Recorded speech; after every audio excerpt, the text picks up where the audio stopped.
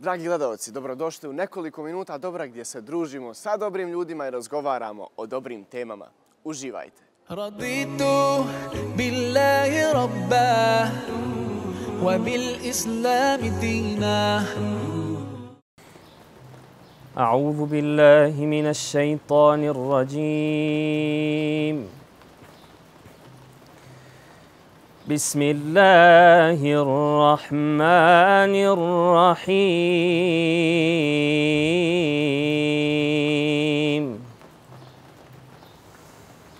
وقضى ربك ألا تعبدوا إلا إياه وبالوالدين إحسانا إما يبلغن عندك الكبر أحدهما أو كلاهما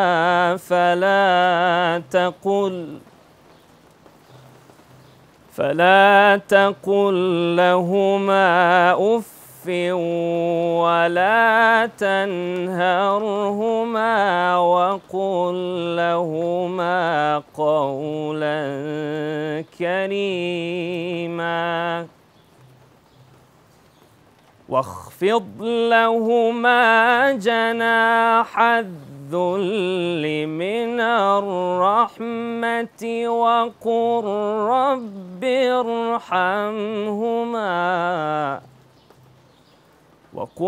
رب ارحمهما كما ربياني صغيرا صدق الله العظيم. Dragi gledalci, vi gledate nekoliko minuta dobra, a moj današnji gost je Amar Đikić. Amare, hvala što si nas počastio divnim ašeretom i dobrodošao u nekoliko minuta dobra. Hvala tebi, Ajdin, bolje te našao. Roditeljima je gotovo nemoguće odužiti se za sve ono što su oni nama dali dok smo mi bili dječaci. Sve ono paženje, čuvanje, pranje, ona briga jednostavno majčinska, ona roditeljska se ne može namiriti ni sa čim na ovom svijetu. Pa tako evo znamo da su se neki ashabi pitali poslanika za neka djela koja su mislili da su vrijedna. Kaže, poslaniče, je li dovoljno da se ja odužim svojoj majci jer sam ja uradio to i to nešto, sagradio joj nešto što je ona htjela? Kaže, nije. Čak ni za onaj njen jedan uzdah. Stoga, današnja tema, želim da razgovaramo o roditeljskoj brizi prema djetetu i našem odnosu prema našim roditeljima i sigurno da se osvrnemo na to kako često mi naše roditelje damo zanemariti. Dobročinstvo prema roditeljima, ono produžava životni vijek. A ti si nam proučio sad u ašaretu odlomak iz Kur'ana u kojem Allah govori o dobročinstvu prema roditeljima. Jesam li u pravu? Pravo si. Možeš nam malo detaljnije o tome? Dakle, naime, Allah Đelešanuhu u Kur'anu, u suri Isra, upravo govori jednim dijelom o tome. Na početku kaže da na prvom mjestu je dakle obožavanje Allaha, da je Allah samo taj kojem ćemo se klanjati. Nakon toga, odmah nakon toga spominje dobročinstvo prema roditeljima. Dakle, izjednačio je te dvije, da kažem, ta dva oblika obožavanja, tako reći. Prvo znači oblik da robujemo Allahu. Nakon toga, najvažnije nakon toga, dakle, gotovo u istom nivou je dobročinstvo prema roditeljima. Kaže Allah Đelešanuhu, kada doživi neko od njih dvoje kod tebe starost, ili jedno od njih, ili oboje, ne reci mu ni uf ili ni kako bi mi rekli. Dakle, to je jedan veoma dobar pokazatelj kakvi bi mi zapravo trebali biti. Nije to samo ono puko dobročinstvo prema roditeljima. A kakva je zapravo današnja omladina prema svojim roditeljima? Kako se oni ponašaju? Pa upravo suprotna ovom kuranskom ajetu. Nažalost. Svi smo, nažalost, iz svog iskustva to svi znamo, da veoma lako se razljutimo na najmanju sitnicu koju roditelji od nas zatraže. Kao, na primjer, kad te roditelj zamoli da pospremiš za sobom, da otiđeš kupiti nešto, da baciš smeće iz kuće. Bilo koja najmanja sitnica, tebi prvo što na um padne, joj, zašto to baš sada, ostavi me na miru, uf, ne mogu ja to. Allah izričito u Kur'anu kaže, ne reci im ni uf i ponašaj se lijepo prema njima i kaže وَقُلْ لَهُمَا قَوْلًا كَرِيمًا, dakle, obraćaj im se iz poštovanja, dakle, lijepom riječju i uvijek budi blagonaklon prema njima. I na kraju kaže,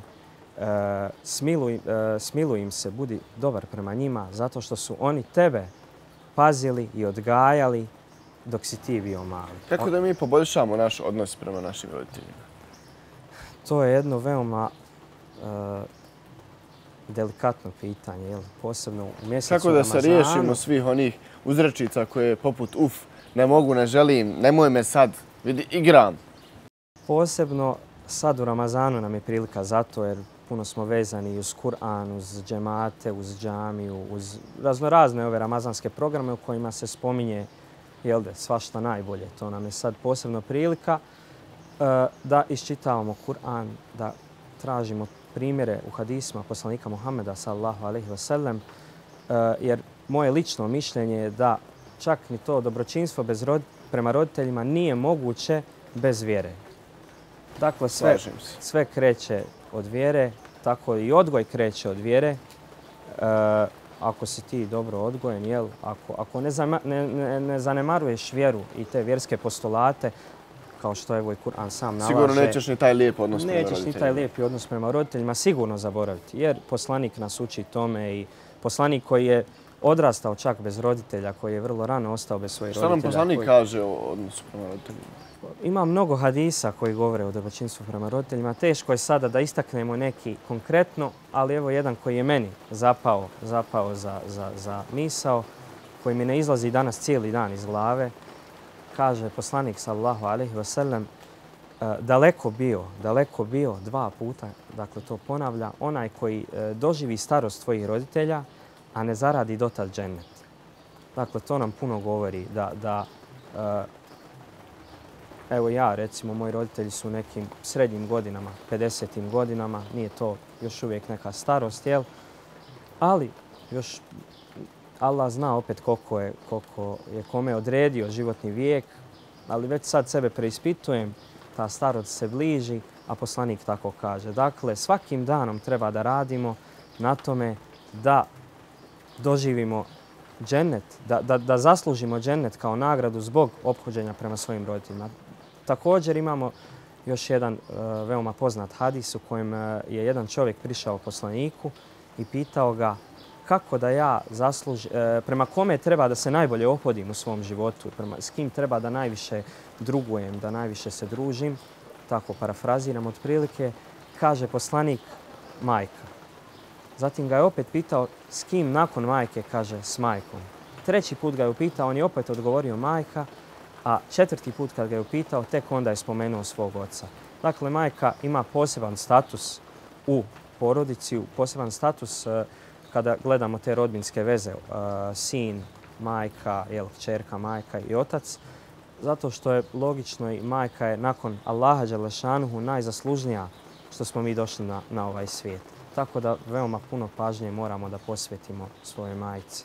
A naravno i ulema se neka i razilazi po tom pitanju, kažu da je i otac tu naravno veoma značajan. Jedan veliki islamski učenjak iz Egipta, upravo sam to pročitao prije neki dan, kaže ako izgubiš oca, zapamti, izgubio si nasihat, dakle savjet.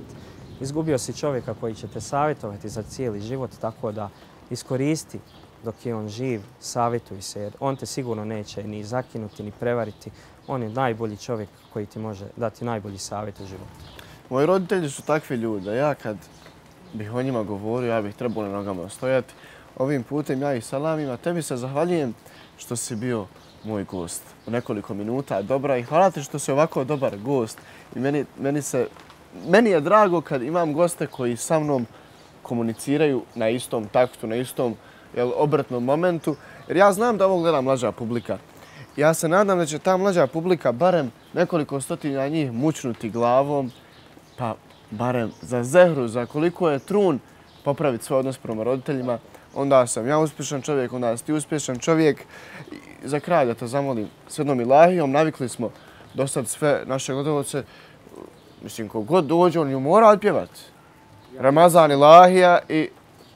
Ja nisam nešto se spremio, gledao sam tvoje prijašnje emisije, znam da ima neki fazon, da neko tu uskoči umjesto mene. Ima, ali dok ja ne lupim ništa, znam da tako da probam.